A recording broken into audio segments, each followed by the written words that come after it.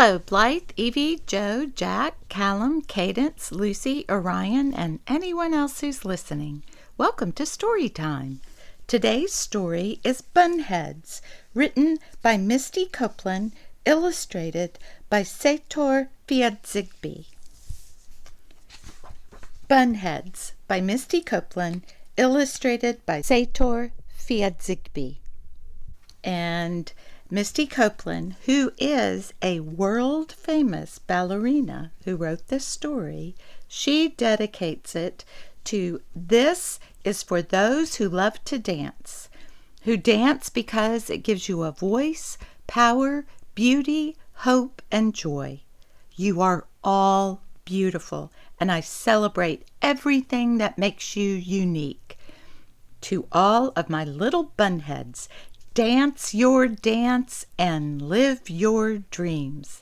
Misty Copeland. And then the illustrator dedicates "To my wife, Mamie, for always believing in me. For my daughter, Lael, who always brings me joy." Sator Fiadzigby. So, the story begins.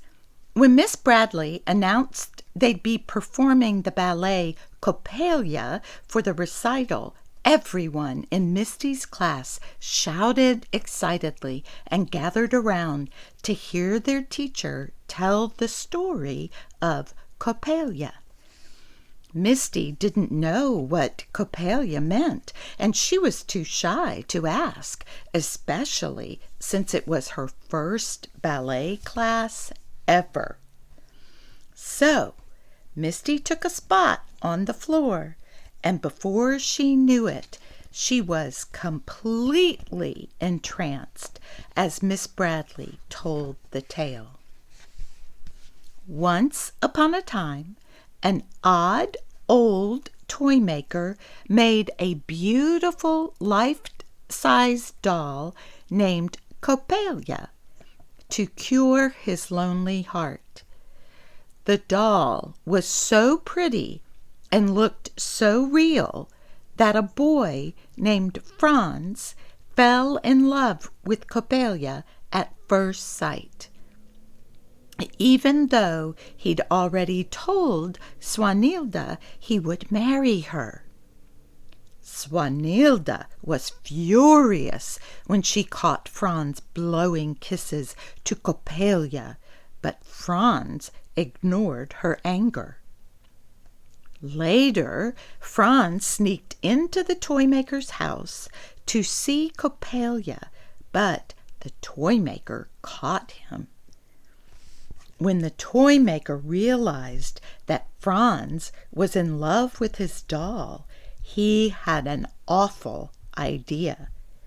Maybe he could use Franz's love to turn Coppelia into a real girl.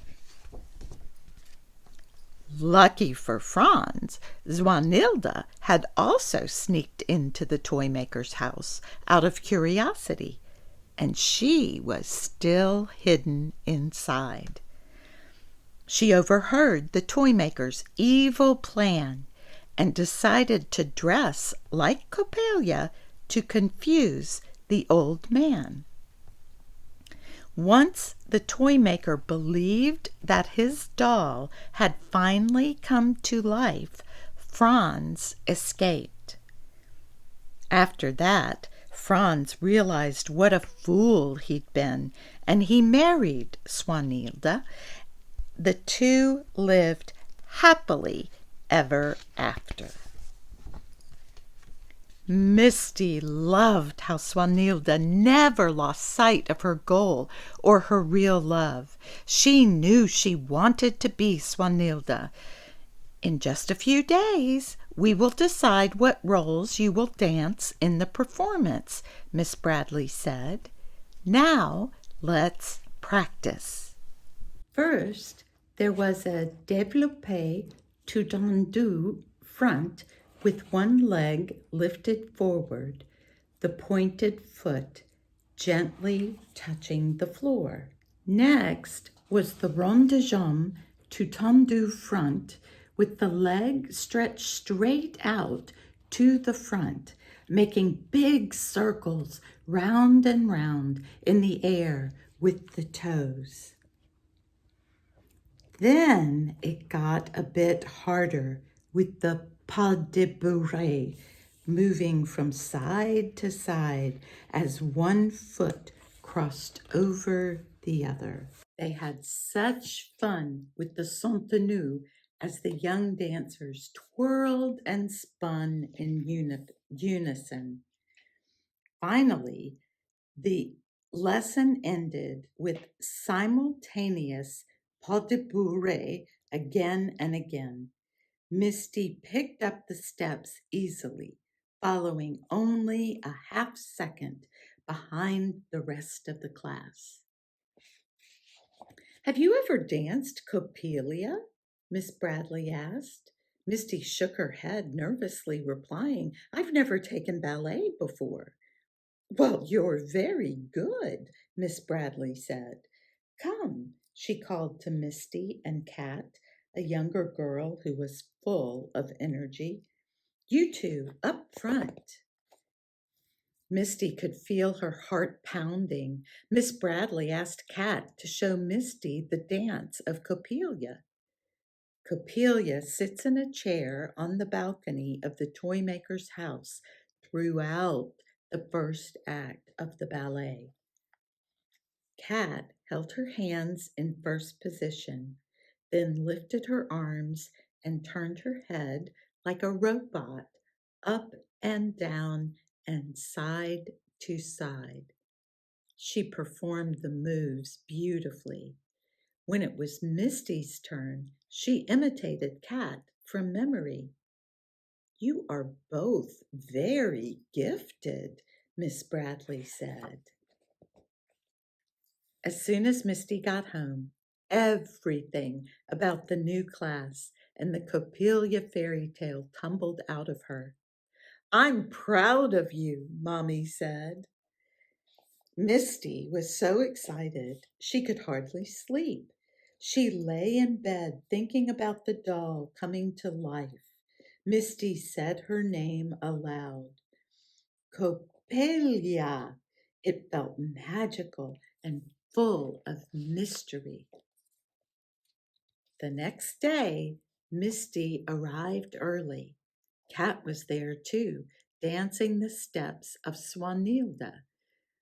Oh no, Misty didn't know if she could compete with someone so talented. Soon Miss Bradley arrived. Do you girls know which part you want to play in the recital? Misty held her breath as Kat answered, Coppelia. When the other dancers arrived, filling the studio with laughter, Misty and Kat stayed close, learning from each other. Kat's movements were sharp, while Misty's were soft. They tried to copy each other's style until they were giggling. At last, Miss Bradley was ready to audition the dancers to cast the parts that everyone would play in Coppelia. Nearly all hands shot toward the ceiling to audition for Coppelia. Misty was nervous for Kat, but when Kat began to move, Misty knew no one would be able to outdance her. When it was time to dance the role of Swanilda, Misty was paired with a grinning younger boy named Woofy, who was portraying Franz. Woofy was on a mission to catch Misty's attention. The next day, Miss Bradley announced who would play what parts. Misty was excited when Kat got the part of Coppelia, and even happier when she won the part of Swanilda. The next few weeks were full of hard work for Misty. She had to perform both Swanilda and Coppelia when she tricked the toy maker into thinking she was the doll who had come to life. It was a lot to learn. Watching Kat dance her parts with ease made Misty try harder. They inspired each other. The night of the performance, Misty was so excited she couldn't keep still. Staring up at the heavy red curtain, Misty felt a hand on her back. You okay? Kat asked. Misty nodded. I'm ready. And then the curtain was rising up and away. Bright spotlights spilled onto the stage, casting a spell of stillness that would only be broken by movement. Oh, look, it looks like it's Misty's mother watching, doesn't it? In her tutu and braided bodice, Misty pranced onto the stage as Swanhilda, with Wolfie playing the part of Franz. At last, lost in the dance, she felt the heat of the lights when she twirled and imagined she could see every face in the room, especially Mommy's. Misty smiled proud of what she, Kat, Wolfie, and all the other dancers had accomplished together. She couldn't wait to see what they would do next. The end. Look at all of them in their costumes. So proud. This is about the author, Misty Copeland, made history in 2015 when she was the first Black woman to be promoted to principal dancer at American Ballet Theater, one of the most prominent classical ballet companies in the world. She's also the author of another picture book called Firebird, and you can visit her at mistycopeland.com. It's really fun to watch her dance, so why don't you go visit that website so you can see some? And then Setor Fiadzigby was born and raised in Accra, Ghana. Since his childhood, he has loved drawing and is grateful to be doing it professionally as a freelance artist now that he is all grown up.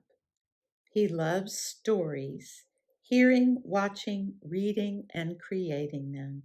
He currently lives in Ghana with his lovely wife and daughter. Well, I hope you like that story. This is the back of the book. You can see them practicing. I hope you're taking good care of yourselves, that you're loving on each other, and that you're always loving yourselves just the way you are, whether you're dancing, singing, dreaming, drawing, or experimenting. And never forget, I love each one of you to the moon and back. We'll be back together next time for story time when we read another story. Bye bye.